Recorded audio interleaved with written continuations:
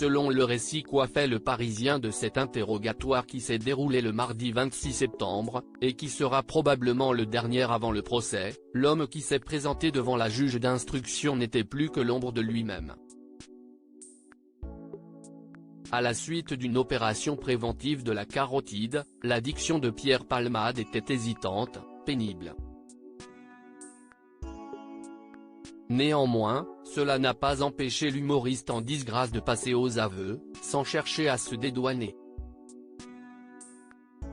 Il le sait, il l'admet, il est le seul fautif du terrible accident qui a bouleversé à jamais la vie de ses victimes.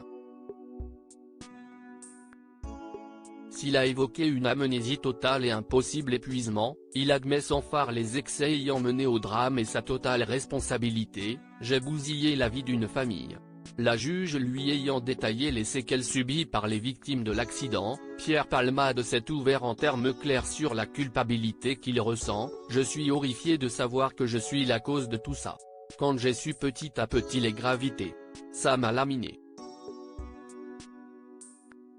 C'est monstrueux », avant d'ajouter: « Je m'endors et je me lève avec ça, sincèrement. » Et il faut dire que les conséquences de son épuisement total, lui qui suppose être tombé de fatigue après 3 jours de consommation de drogue sans dormir, sont terribles. Le conducteur du véhicule souffre d'une infirmité permanente de la main gauche, et doit encore subir d'autres opérations.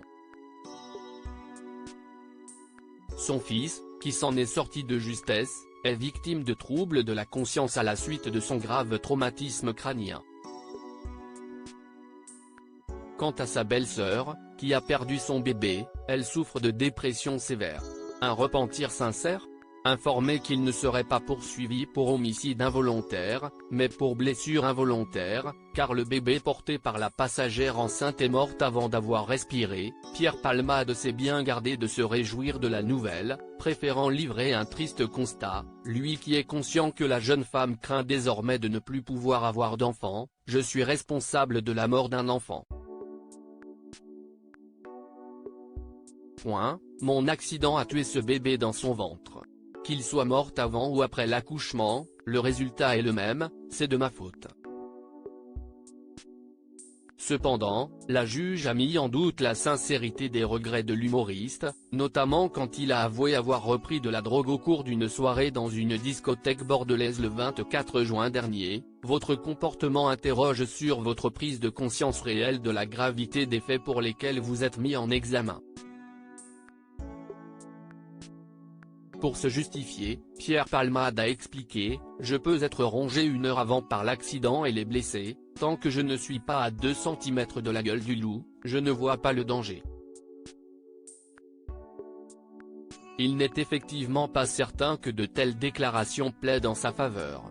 Alors que l'humoriste a déclaré souhaiter que les victimes se rétablissent le plus vite possible, ce sera au juré de décider de la sincérité de ses dires et de la crédibilité d'une éventuelle réhabilitation. Pierre Palmade, qui assure que sa culpabilité n'a cessé de croître, pourrait encourir jusqu'à 20 ans de prison.